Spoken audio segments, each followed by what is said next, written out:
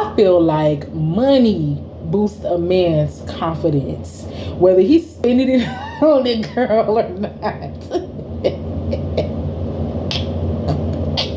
Whether you spend it on a girl or not. Because we know how dudes be about their money, honey. They don't play about their money, honey. They'll let you go before they let that bag go, okay? They'll be single for to death do them part before they let the bag go. They always chasing the bag. Money, money, money, money, money, money, money, money. That boosts a man's confidence as it should. There's nothing wrong with that. That boosts our confidence as well. But I feel like for men, that had to be on the list. Like money boosts their confidence because I feel like it lets them know that you did something. You're motivated to do something. Like you're a hard-working man. You're using your hands to do something. I feel like when men use their hands and they get money, that boosts their confidence because that makes them masculine. And number 5, appreciation.